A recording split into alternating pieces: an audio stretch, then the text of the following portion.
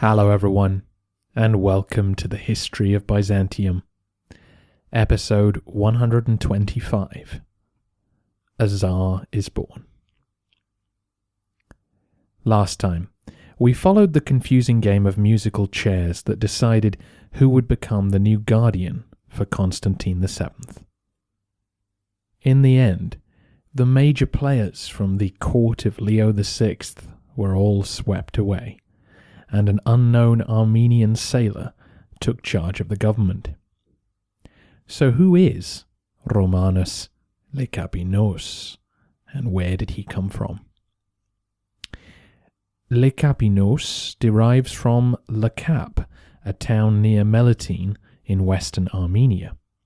It's possible that this place was technically part of the Caliphate when Romanus was born. My vagueness comes from the fact that we don't know when that was. Romanus's father was an Armenian peasant named Theophylact. Like many men from the mountains, Theophylact became a soldier and was recruited during the 860s to serve with the Byzantines. The major push at the time was to crush the Paulicians, whose stronghold at Tefriki was a little way north of Melitene. Theophylact earned himself a nickname during these wars, the Unbearable, which one hopes is a reference to his ferocity and not his conversation skills. In 870, the Emperor Basil led a force on an attempt to capture the Paulician capital, but the rebels surprised the Romans and drove them off. As the Vasilevs made his escape, he was alarmed to find enemy troops bearing down on him. Fortunately, he was saved by the Unbearable. Suitably grateful, Basil promoted Theophylact to be part of the imperial bodyguard. So the story goes. Interestingly, Leo III's rise to prominence contained a similar tale. You may remember that he saw Justinian II marching on the capital and presented him with his flock of sheep. He too was promoted into the imperial bodyguard, and up the ladder he went. In both cases, perhaps the personal contact with the emperor has been exaggerated in the telling, but most likely Theophylact, the Unbearable, did indeed serve with distinction, and Basil's entourage promoted him, knowing that he would owe his career to the emperor alone. Arriving in the capital with his father was baby Romanus. Despite the educational possibilities on offer, Theophylact did not indulge his son. He'd made his fortune without much schooling, and the same would go for his progeny. Instead of joining the army, though, the boy signed up for the navy. His father's position gave him a leg up, and we're told that toward the end of Leo VI's reign, he became the strategos of Samos, a small naval theme that guarded the northern Aegean. It's on the map. Romanus would have been about 42 years old when the Emperor Alexander took the throne, and when the Vasilevs dismissed Zoe's relative Himerios, it was Lekapenos who was called to the capital to be promoted to the rank of Througarios, or Admiral of the Home Fleet. The rise of Basil the Stable Boy definitely has similarities to Romanus's story. Both men of Armenian descent with no imperial pedigree who used palace politics to maneuver their way to the top. The main difference between them is that Basil is famous for the two brutal murders which cleared his path, whereas Romanus managed to be hailed as emperor without any bloodshed. On the face of it, an extraordinary achievement. He may have lacked the education of a gentleman, but Romanus was clearly someone of great intelligence and subtlety. He would have been about 50 when he became emperor, but would still reign for 24 years. And in that time he would keep the same domestic of the Scolae for 22 years, and the same chief minister for 19. He commanded loyalty and governed well. There is, of course, an elephant in the room. Constantine VII, son of Leo, grandson of Basil, was the legitimate emperor, and he'd just passed 14 when one could technically be called a man. In any other regime in our podcast so far, Constantine would be dead. You do not leave men with a claim to the throne alive. They will always become rallying points for discontent. But, as we discussed last week, two factors worked against this orthodoxy. One was the popularity of the Macedonian dynasty. Leo had been a beloved monarch. He'd stayed in the city his whole life, and that type of continuity was special.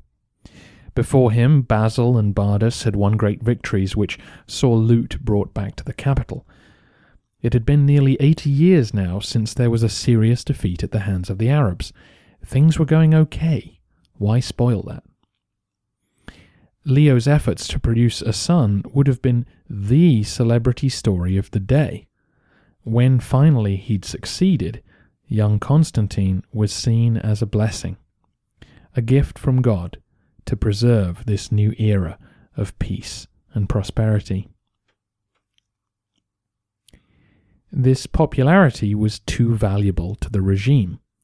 As we saw last week, the army backed down because the legitimate emperor was standing beside the Armenian admiral.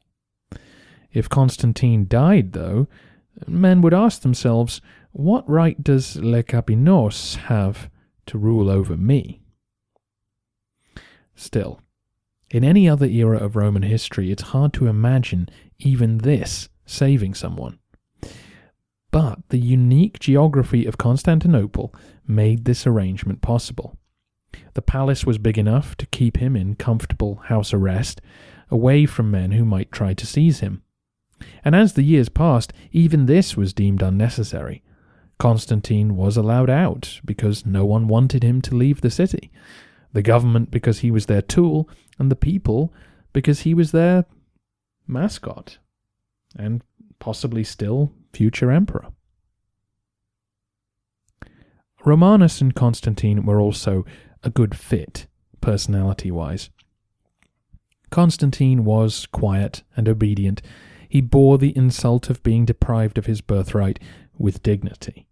He devoted himself to scholarly and artistic pursuits, and Romanus, for his part, was a gentle father-in-law. Though he pursued the interests of his own family, he never tried to humiliate his younger colleague. This is plain from the 2 decades plus they would live side by side in the palace. After, say, 10 years in power, Romanus could have had Constantine quietly poisoned. He'd been a sickly child, so even in his 20s a sudden illness might have been believed. But it never happened. An additional factor in this is Constantine's marriage to Helena, Romanus's ambitious and capable daughter. She advocated for Constantine's survival.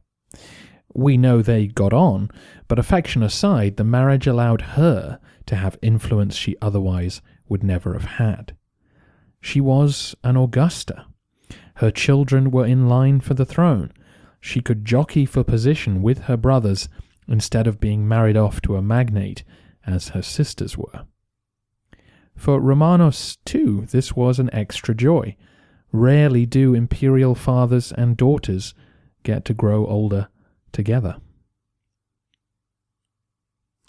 Having just mentioned humiliation, there was one annual insult which Constantine was forced to endure.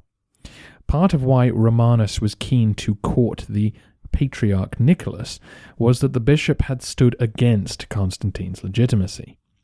This allowed Lekapenos to once again play the great healer of wounds while undercutting his one rival for power. Soon after becoming emperor, Romanus and Nicholas arranged a church council to repair relations with the Euthymian clergy. Once that had been patched up, the council firmed up the rules on third and fourth marriages. They agreed that fourth marriages were indeed immoral and illegal, but that the special dispensation granted to young Constantine would be honoured. Like a lot of church councils, these proclamations were to be celebrated every year at a special service, reinforcing what had been agreed. So each time, Constantine would have to file into the Hagia Sophia to hear how, essentially, his father was a lech, his mother a concubine, and he was a special exception that was otherwise deeply frowned upon. Great. See you next year. What does all this mean for the Macedonian dynasty? Clearly, Romanus hoped that when Constantine died, his family would take over, and the Lekapenos dynasty would just slowly absorb the previous one, in a similar way to how the Macedonians took over from the Amorians. But it was not to be, and Constantine VII would survive and become senior emperor. Through him, the Macedonians clung to power and would emerge again to keep the dynasty alive. We will return to Constantine down the road. For now, though, we should turn to the rest of the Lekapenos brood. Romanus loved his wife dearly and was very sad when she died 2 years after entering the palace. But she had given him 7 children, who he now began to carve out imperial roles for. His eldest son, Christopher, was crowned emperor in 921. He was older than Constantine VII, and over time it became clear that he would inherit the throne if his father died. 3 years later, his second and third boys, Stephen and Constantine, were also crowned, and at the same time his youngest, Theophylact, was made Syncellus, or secretary to the Patriarch. Now, Theophylact was 7 years old, so he wasn't doing much filing at this point. But following the example of the Emperor Basil, Romanus decided that young Theophylact would one day become Patriarch, and this would set him on that path. He also had 2 younger daughters who, as I mentioned, would grow up to marry the sons of wealthy magnates. Romanus himself would never remarry, but he did have another child while in power. This illegitimate boy was named Basil and castrated as a baby. This seemed a sensible way to protect the family from future conflict. As ever, this seemingly cruel act opened up a specific career path at court, and we will be hearing plenty more from Basil. Romanus did not have time to attend to his family's advancement at leisure, though. He inherited a conflict with Bulgaria that was even more complicated than I was able to address last episode. We need to return to the first negotiation between Symeon and the Patriarch Nicholas Mysticus. As you know, Leo VI had suffered at Symeon's hand and had agreed to a generous annual payment to secure peace. This had held for 15 years before Alexander broke it. Symeon marched to Constantinople, and by the time he got there, no Roman force opposed him. Before we go into the tent, I should just note that the tribute payment was in itself important to Symeon. The Bulgarians did not have a currency of their own. Their people paid tax in kind, and so the yearly influx of Roman gold was very valuable to the regime. It allowed Symeon to reward his nobles and bureaucracy for their loyalty. It was also a guarantee of respect for Bulgaria's right to exist. As we discussed at the end of the century, this remained the key to the relationship between the two sides. Roman self-image was still constructed on the basis that we are civilization and everyone else is a barbarian. The military might of the Arabs made it impossible not to concede them a grudging measure of this civility. But not the Bulgarians. Despite their conversion, the Byzantines still largely viewed them as unwashed rustics who should not be dealt with as equals. Not to mention that they are squatting on territory that should be ours. Symeon, having grown up in Constantinople, understood this viewpoint all too well. That's what made him such a successful ruler. He knew his enemy intimately and fully comprehended the vulnerable situation his people remained in, no matter how many battles they won. Everything they'd done across the past century was geared toward recognition from Constantinople. The conversion to Christianity was key to this. They wanted to be treated as lawful neighbors, not savages. The annual payment of gold was a symbol of Byzantine fear and friendship. The Romans would need that money to campaign against them, so as long as they kept handing it over, Bulgaria would survive another year. So, when Alexander refused to pay, Symeon had no choice but to go to war. He couldn't afford for the Romans to spend even one summer plotting against him. As he arrived in front of the land walls in 913, he sensed that he had a unique opportunity to push for greater concessions. With a boy on the throne and the archbishop in charge of negotiations, Symeon dreamt big. As you know, he wanted the tribute restored. No problem. He wanted an imperial marriage. A-OK. But what I didn't tell you is that he asked to be crowned emperor. What? This has caused a lot of confusion, but modern historians are confident that Symeon asked Nicholas to crown him then and there as emperor of the Bulgarians. The precedent had been set a century earlier with Charlemagne. If there could be an emperor of the Franks, then why not of the Bulgarians? Symeon knew that the Franks were treated as an exception by the Romans, a semi-friendly Christian kingdom worthy of fear and respect. Now, he wanted that for himself, and could be crowned personally by the Patriarch. The reason this has caused confusion is that we have a collection of Nicholas Mysticus's letters. It's a wonderful piece of actual Byzantine correspondence that gives us rare insight into the situation. But he doesn't mention this coronation.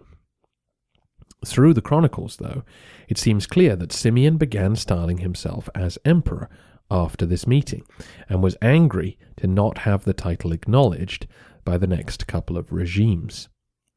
According to historian Mark Whittow, Nicholas's letter collection was carefully edited to match with the official propaganda of Romanus Lekapenos' regime. At the time, though, it seems clear that the story got out that Symeon had been crowned. One of the chronicles tries to explain this away with an implausible tale. In this telling, Dum-Dum the barbarian Symeon was tricked by the wily civilized Nicholas. The patriarch crowned him emperor using improper ceremony and a fake crown. Ha ha, you never really were an emperor. Symeon, far better educated than Romanus himself, knew exactly what the real thing looked like. The story shows Roman bigotry in all its glory. So going back to 913, Symeon went home happy. Acknowledgement of the title emperor and an imperial marriage would certainly make the position of his people more secure. His daughter would work for him, persuading the young emperor to accept the Bulgarians as peaceful neighbors, and in an ideal world, Symeon might even get to meet young Constantine in person and persuade him of the wisdom of this policy. As father-in-law to an impressionable youth, he could have a lot of influence. Naturally, then, he was furious when both plans were scotched by Zoe just a year later. From his point of view, he had no choice but to begin raiding Roman territory, to force them back to the negotiating table. And in 917, exactly what his people feared would always happen, happened. The Romans set out to massacre them. Zoe wanted legitimacy for her regency, and destroying the Bulgarian army and imposing peace on them would do just that. From the Bulgarian point of view, this was imperial aggression that stank of utter hypocrisy. The Bulgarians had not broken the peace. The Romans had. The Bulgarians had converted to Christianity in order to live as respectable neighbours. Now the Romans were hiring pagan thugs, the Pechenegs, to murder them. Byzantine words about the Prince of Peace and brotherhood were all meaningless. They still saw the Bulgarians as uncivilized interlopers. Even though the campaign which followed blew up in their faces, Symeon felt little joy as he stared up at the Theodosian walls a few months later. Those ancient fortifications made it impossible for him to secure peace. Zoe's government still refused to deal, and they were stirring up trouble in Serbia, which he now had to deal with. As we discussed at the end of the century, the tribes of the central West Balkans had begun to acknowledge a Serb prince as their overlord, in order to defend themselves from Bulgarian encroachment. To the north, a similar process saw a Croatian king now in place.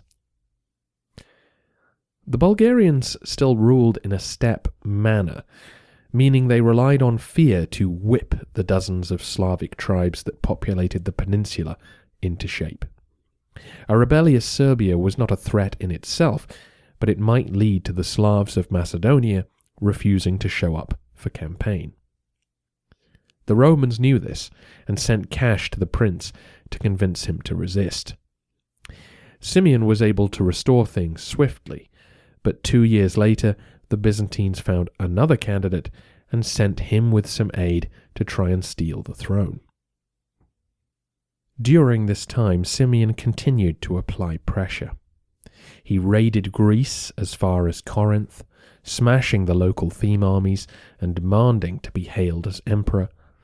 He also sent some of his subordinates into the Peloponnese to stir up a revolt amongst the Slavs living there.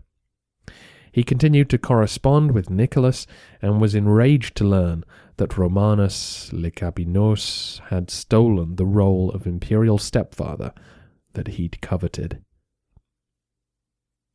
Historians disagree about the dating of the next few years, but here is the rough order of events. Feeling that this was the only way to get the deal he wanted, Symeon sent word to the Arabs of Sicily, North Africa, and Tarsus. If they would bring a combined fleet to blockade Constantinople, then he would provide the land forces. Once the city had been taken, he would leave it in their control after they'd split the loot 50-50. Whether this plan would ever have come together is doubtful, but the Byzantines captured the envoys as their ship returned home. Once they'd discovered what was going on, Romanus sent word to the Fatimid ruler in North Africa. The emperor would gladly renew and extend an earlier tribute payment to stop the Arabs raiding Italy, and in exchange he'd appreciate it if they would forget the discussions they'd just had with the Bulgarians. The offer was accepted. Meanwhile, Symeon was further frustrated by another rebellion in Serbia. The independence of the tribes was disrupting his campaigns against Byzantium. It took 2 invasions to put them down, including a raid into Croatia, which suffered heavy casualties. Having lost precious time and prestige, Symeon decided to acknowledge Romanus as Roman emperor and discuss peace. In either 923 or 924, he launched a massive scorched earth raid through Thrace and Macedonia. His men savaged the land, including cutting down trees as they marched south, and once his force had taken up their regular campsite outside the Theodosian walls, he asked to negotiate. He assumed he'd done enough damage to get the kind of deal he was looking for. Symeon wanted to talk with Romanus face to face. But given that a century earlier Leo V had attempted to assassinate Crum in a situation just like this, both sides were on edge. Turning to engineering to find a solution, the Byzantines built a fortified jetty which went from the land outside the walls into the Golden Horn. Symeon's men inspected it thoroughly and were satisfied. He entered on foot, being hailed in Greek as Vasilevs by his men, point made, and at the other end Romanus arrived by boat with Nicholas. What was said that day between the three men will remain a mystery. The Byzantines provide us with a full account of the dialogue, but Mark Whitto calls it official wishful thinking. A peace treaty was laid out. It involved the Romans restoring the tribute and giving up several forts in Thrace which the Bulgarians had taken. Symeon recognized Romanus as the emperor, but what about his title? Again, controversy reigns, but I've been convinced that Romanus agreed to call Symeon emperor to secure the peace. The Bulgarians left once the terms were agreed, but the treaty was not formally ratified. Romanus continued to quibble about the number of forts that had been taken, and again raised objections about the wording of Symeon's title. As far as we can tell, Symeon wanted to be called Emperor of the Bulgarians and Romans. Not that he meant the Byzantine Romans. This was closer to being hailed as Western Emperor. He wanted Constantinople to acknowledge his right to rule over their former territory and former people. This was a stipulation Romanus could not live with. In time-honoured Byzantine fashion, it seems that Lekapenos was playing for time. Symeon was now in his 60s, and steppe empires, no matter how sophisticated, usually struggle once a great leader is dead. Political chaos often accompanies the succession, and the army loses its former cohesion. Sure enough, in 927, Symeon did indeed die of heart failure. He was preparing more raids against the enemy, though a war which had now dragged on for 15 years was beginning to exhaust everyone. The Bulgarians would not give up, though. Symeon's young son Peter took over, and with his family's help, he managed to establish himself as the new emperor. He brought the Slavs into line and mounted another assault on Byzantine territory. Having proven himself, though, Peter was happy to talk peace. And by now, the Romans had already begun operations in the east again, so Romanus was receptive. The treaty, which this time was ratified, allowed everyone to save face.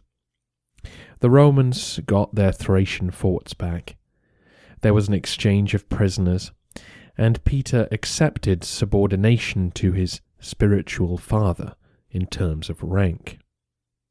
He would be addressed as Emperor of the Bulgarians only from now on. Adapting the Latin title Caesar, in Slavonic the new designation became Tsar.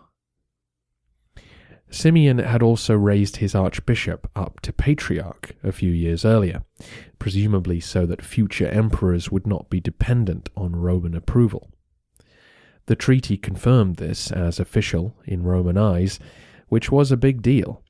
It granted the Bulgarian church autocephalous status, freeing it from direct Byzantine control. It's been suggested that the Romans were happier about allowing this now that it was clear that the Bulgarians would not be under the care of the papacy. Along with this, in autumn 927, Peter came to a church outside the land walls and married Maria Lekapenos. She was the daughter of Christopher, Romanus's eldest son. A lesser match than Constantine VII himself, which made it more acceptable to the Byzantines, but still a major concession to the civility of the Bulgarians. And on the flip side, the Vasilevs was aware that marrying his granddaughter to a barbarian might be seen negatively by the masses, so he spun the occasion for all the positives he could get out of it. The celebrations were splendid, and Peter's imperial title was trumpeted. His granddaughter was not marrying below her station, she was rising to become an empress. He even persuaded the Bulgarians present to hail Christopher, their emperor's new father-in-law, as next in line to the Roman throne, a designation he had not yet officially taken from Constantine VII, but which Romanus was happy to grant. Smoothly done, as usual. The specially constructed jetty was decorated and used for a private dinner for the new couple, along with their respective imperial families. What followed was 4 decades of peace between the two sides, a testament to the political and military skill of Symeon, and his father Boris before him. They had worked very hard so that Peter could wring these concessions from the Romans. Despite flirtations with the Franks, this was the first imperial bride to be sent abroad in the history of the empire. More than that, acknowledgement of the imperial title was a real coup, clearly something the Byzantines were uncomfortable about, given their editing of records to attempt to hide this capitulation. The Romans agreed to restore the tribute payments, but now described them as merely upkeep for the Empress Maria's royal apartments, rebranding at its finest. Peter and Maria would enjoy a happy marriage, and as long as they lived, the two sides remained at peace. Romanus was pleased, as you would expect. Although the Bulgarians never seriously threatened the land walls, they had done a huge amount of damage, and politically the wars in Europe were a constant stream of bad news as refugees and wounded soldiers staggered through the gates. The peace was a relief for everyone, and Romanus could claim the credit. It's strange to talk of peace when next week we begin a relentless series of Eastern campaigns. However, for the Romans, those wars were of a different nature. For the first time in centuries, they would largely be fought on foreign soil. Next time, we will follow the emperor's new domestic as he pushes forward into Armenia, but back at home, plague, famine and frost cause serious hardship for the common people, and the emperor must act